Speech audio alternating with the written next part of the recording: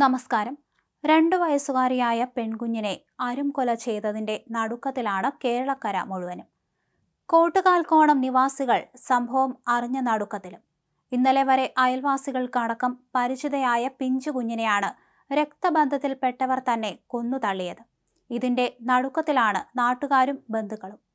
കാട്ടായിക്കോണത്തെ വീട്ടിൽ കണ്ണീർ കാഴ്ചയാകുന്നത് മറ്റൊരു പിഞ്ചുമുഖം കൂടിയാണ്. തന്റെ കുഞ്ഞു പെങ്ങൾക്ക് എന്ത് സംഭവിച്ചു എന്നറിയാതെ വിഷമിക്കുകയാണ് 4 വയസ്സുകാരിയും. ശ്രീതു ശ്രീജിത്ത് ദമ്പതികളുടെ മൂത്ത കുഞ്ഞാണ് വീട്ടിൽ ബന്ധുക്കൾക്കൊപ്പം കഴിയുന്നത്. വലിയ ആൾക്കൂട്ടവും പോലീസിനെയും എല്ലാം കണ്ട് പരിഭ്രമിച്ചിരിക്കുകയാണ് കുട്ടി. തന്റെ പെങ്ങൾക്ക് എന്തോ സംഭവിച്ചു എന്ന് അവൾക്കറിയാം. എന്നാൽ ഇനി തനിക്കൊപ്പം കളിക്കാൻ ദേവേന്ദുവില്ലെന്ന് ആ കുരുന്നിന് മനസ്സിലായിട്ടില്ല. 4 വയസ്സുകാരിയിൽ നിന്നും പോലീസ് ചില കാര്യങ്ങൾ ചോദിച്ചറിയുകയും ചെയ്തിരുന്നു. സമീപവാസികളായ സ്ത്രീകൾക്കും 4 വയസ്സുകാരിയെ ഓർത്ത് സങ്കടമായിരുന്നു. ഇന്നലെ വരെ ലാളിച്ച കുഞ്ഞ് ഇന്നില്ലെന്ന നടുക്കത്തിലാണ് അയൽവാസികളും. പ്രദേശത്ത് വാടകയ്ക്ക് താമസിക്കുകയാണ് കുടുംബം.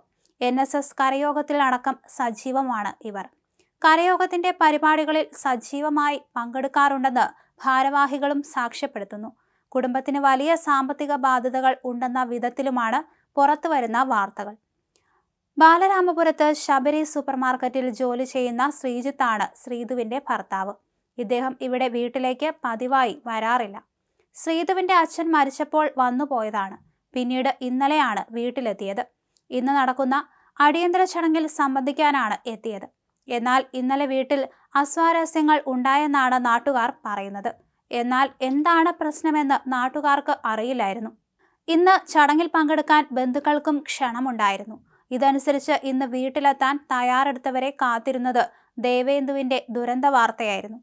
കുഞ്ഞിനെ കൊന്നുവെന്ന് സമ്മതിച്ച അമ്മാവൻ ചെണ്ടമേളയ്ക്ക് ഇടയ്ക്ക് പോകുന്ന ആളാണ്. ഇയാൾ പെട്ടെന്ന് ദേഷ്യം പിടിക്കുന്ന സൈക്കോ സ്വഭാവക്കാരനാണെന്നാണ് നാട്ടുകാർ പറയുന്നത്. ജ്യോതിഷബന്ധമടക്കം ഉള്ളതിനാൽ ആഭിചാര സംശയവും നാട്ടുകാർ പ്രകടിപ്പിക്കുന്നുണ്ട്. എന്നാൽ പോലീസ് അത്തരം വിവരങ്ങളൊന്നും പുറത്തുവിട്ടിട്ടില്ല.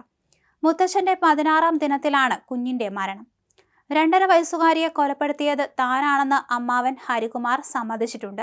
ഒറ്റയ്ക്കാണ് കൃത്യം ചെയ്തതെന്നാണ് ഇയാൾ പറയുന്നത്.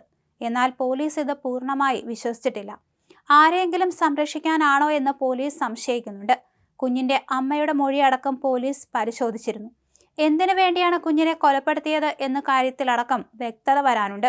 സഹോദരിയെ സഹായിക്കാനാണ് കൊലയെന്ന വിധത്തിലാണ് ഇയാളുടെ മൊഴി. കുഞ്ഞിനെ ജീവനോടെ കിണറ്റിലെറിയുകയായിരുന്നുവെന്നാണ് സൂചന. അന്വേഷണത്തിന്റെ തുടക്കം മുതൽ ഇയാൾ പോലീസിനോട് സഹകരിച്ചിരുന്നില്ല. നിങ്ങൾ അന്വേഷിച്ച് കണ്ടെത്തുമെന്നാണ് ഇയാൾ പോലീസിനോട് പറഞ്ഞത്.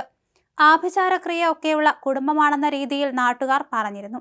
ഹരികുമാർ മാനസിക അസ്വസ്ഥതകളുള്ള വ്യക്തിയാണെന്ന് പോലീസ് സംശയിക്കുന്നുണ്ട്. കുട്ടിയുടെ അച്ഛൻ, അമ്മ, മുത്തശ്ശി എന്നിവരെ ചോദ്യം ചെയ്തു വരികയാണ്.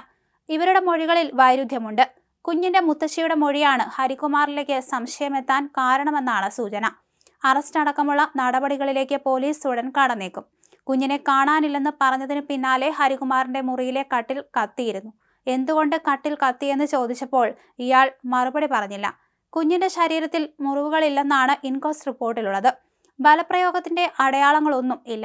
പോസ്റ്റ്മോർട്ടം റിപ്പോർട്ടിന് ശേഷം മാത്രമേ മരണകാരണം വ്യക്തമാകുകയുള്ളൂ. കുടുംബത്തിന് ലക്ഷങ്ങളുടെ കടബാധ്യതയുണ്ട്. കാശ് വാങ്ങിയതെല്ലാം കുഞ്ഞിന്റെ അമ്മയും അവരുടെ അമ്മയും ചേർന്നാണ്. എന്നാൽ കൂട്ട ആത്മഹത്യയ്ക്ക് ശ്രമിച്ചിട്ടില്ലെന്ന് പോലീസ് വ്യക്തമാക്കി. കോട്ടുകാൽക്കോണം സ്വദേശികളായ ശ്രീതുവിന്റെയും ശ്രീജിത്തിന്റെയും മകൾ ദേവേന്ദു ആണ് മരിച്ചത്. ഇന്നലെ രാത്രി വീട്ടിൽ മാതാപിതാക്കൾക്കൊപ്പം ഉറങ്ങാൻ കിടന്ന കുട്ടിയെ ഇന്ന് രാവിലെയാണ് കാണാനില്ലെന്ന് മനസ്സിലാക്കുന്നത്. കുടുംബത്തിന്റെ നേതൃത്വത്തിൽ തെരച്ചിൽ ആരംഭിച്ചെങ്കിലും പിന്നീട് മൃതദേഹം കിണറ്റിൽ കണ്ടെത്തുകയായിരുന്നു. കുടുംബം വാടക വീട്ടിലാണ് താമസിക്കുന്നത്. 2 ദിവസം മുമ്പ് ഇതേ വീട്ടുകാർ 30 ലക്ഷം നഷ്ടപ്പെട്ടുവെന്ന പരാതിയുമായി പോലീസിനെ സമീപിച്ചിരുന്നു. എന്നാൽ അന്നും സമാനമായ നിലയിൽ പരസ്പര ബന്ധമില്ലാതെ മൊഴിയായതിനാൽ പോലീസ് കേസെടുത്തില്ല. ഇത് വ്യാജ പരാതിയാണെന്നാണ് പോലീസ് വിലയിരുത്തിയത്. ശ്രീതുവിന്റെ അച്ഛൻ 16 ദിവസം മുമ്പാണ് മരിച്ചത്. ഇതിനുശേഷമാണ് വീട്ടുകാർ 30 ലക്ഷം രൂപ കാണാനില്ലെന്ന പരാതിയുമായി പോലീസ് സ്റ്റേഷനിലെത്തിയത്.